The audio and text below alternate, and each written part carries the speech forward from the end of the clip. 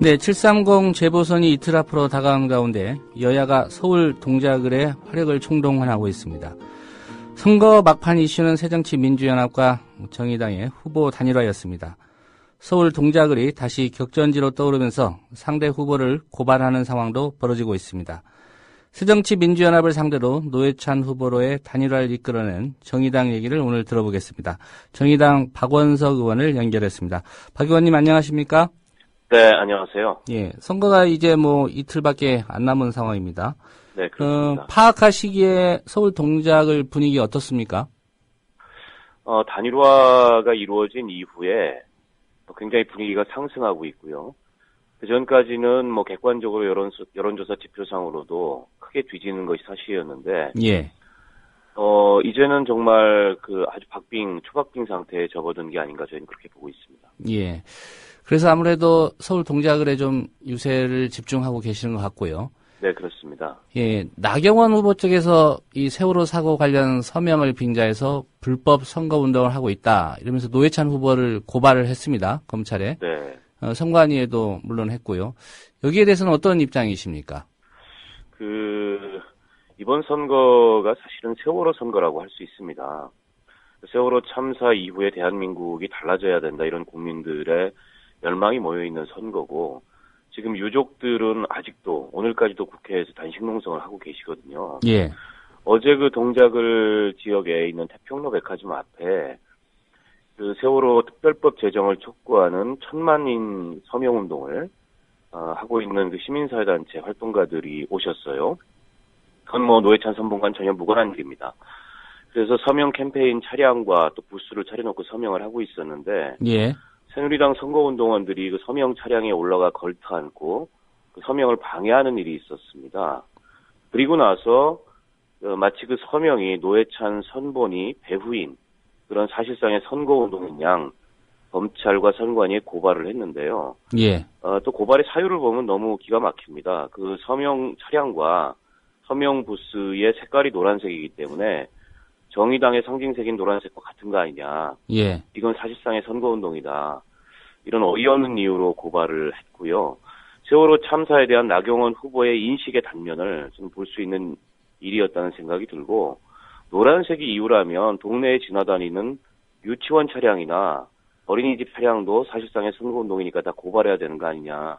저희는 그런 말씀을 좀 드리고 싶어요. 순환버스도 다니면 안 되겠네요. 노란색이니까요. 그러니까 말이죠. 그렇게 빨간색 한번 찾아보시죠. 고발할 거 없는지. 화재 진압 차량은 다 새누리당 선거운동 차량입니까? 예. 이 소방서를 고발할 수도 없고요. 예, 네. 서울 동작을에 새정치민주연합 인사들도 유세에 좀 지원을 하는 것 같습니다. 네. 다만 당 지도부라고 할 수 있는 김한길 안철수 공동대표는 좀 여전히 거리를 두고 있는 것 같은데, 네. 어떻게 이 상황은 보고 계십니까? 일단 어제 많은 분들이 오셨습니다. 정동연 전 통일부 장관, 그리고 정세균 새정치현 민주연합의 상임고문, 또 천정배 전 법무부 장관님, 그리고 이석현 국회 부의장, 김성건 의원, 유기영 의원 이런 분들이 오셨고요. 함께 합동 유세를 했고, 아마 지금 15개 지역에서 재보궐선거가 벌어지고 있고, 예. 김한길 안철수 두 공동대표께서는 가셔야 될 것이 많으리라고 봅니다. 그렇기 때문에 또 선거 막바지에 왔고, 아직 동작을 선거 지원은 오시지는 않았는데요. 동작을 이 선거는 이 기동민 후보와 또 그 이전에 허동준 지역위원장의 희생과 헌신으로 인해서 단일화가 만들어진 지역이기 때문에 상징성이 굉장히 크다고 생각하고요. 예. 아무튼 저희는 새정치민주연합과 힘을 합쳐서 총력을 다해서 이번 선거를 승리하고자 생각하고 있습니다. 예. 이제 유세할 수 있는 기간이 오늘 내일 이틀밖에 없기 때문에 그 기간 안에는 안철수 김한길 공동대표가 온다는 얘기 혹시 들었습니까? 아직 듣지는 못했고요. 예. 두 공동대표께서 오시고 안 오시고가 그렇게 중요한 문제는 아닌 것 같습니다. 일단 두 분 대표께서는 특히 수원 같은 경우에 지금 선거가 3군데나 열리고 있고, 그리고 영통의 선거도 단일화가 이루어진 이후에 지금 동작과 비슷한 양상으로 초박빙 상태에 있기 때문에 예. 거기에 집중하시는 게 아닌가 이런 생각이 들고요. 그렇기 때문에 여기 선거는 지금 많은 분들이 오셨고, 오늘도 문재인 의원께서 오후에 오시기로 돼 있습니다. 그렇기 때문에 좀 충분히 지금 해볼 만한 상황으로 그리고 역전해서 이길 만한 상황으로 선거 양상이 변하고 있다 이렇게 생각합니다. 예. 이 두 야당의 후보 단일화에 대해서는 비판적인 여론도 있고요. 또 뭐 야당 지지자들 입장에서는 뭐 당연히 그런 결과가 될 것이다 이렇게 예상한 분도 있을 것 같은데 유권자들 만나셨으니까 네. 여러 가지 좀 민심을 읽으셨을 텐데 어떤 네. 입장들이시던가요? 10분을 만나면 99분은 잘했다고 하십니다. 칭찬을 많이 하시고요. 10분 만났는데 99분은 불가능하지 않나요? 9분 아니, 정도? 저희가 만나본 분들은 그렇습니다. 예. 그리고 이 단일화에 대한 그 새누리당 쪽에 마타도가 굉장히 심한데요. 민주정치에서 연대와 연합은 이론적으로도 그렇고 역사적으로도 그렇고 있어 왔던 것이고 바람직한 것입니다.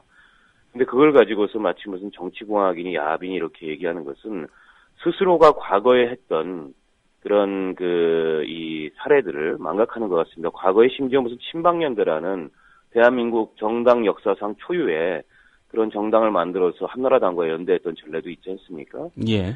그렇기 때문에 새누리당의 초조함을 저는 반영하는 거라고 생각합니다. 그리고 뭐 단일화 피로도 이런 얘기를 하는데 그것도 새누리당과 일부 언론이 만들어낸 프레임이라고 생각하고요.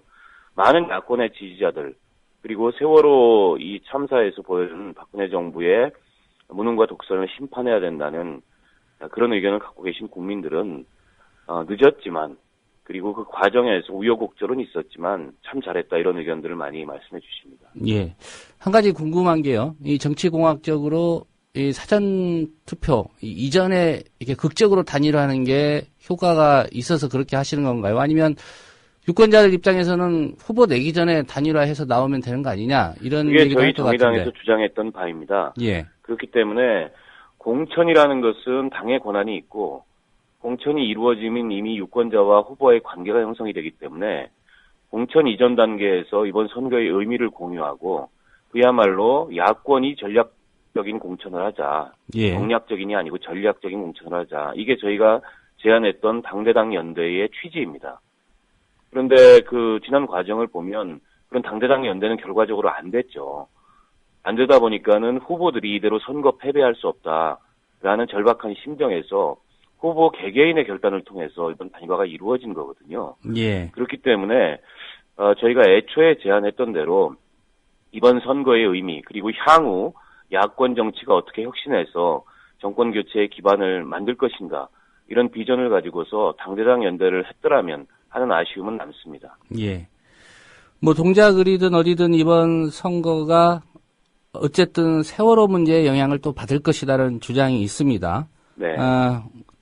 이번 선거의 주요 이슈, 유권자들이 무엇을 가지고 판단할 것인가. 물론 지역마다 다른 현안이 있겠습니다만 대체적으로 공통적인 이슈는 뭐라고 생각하십니까?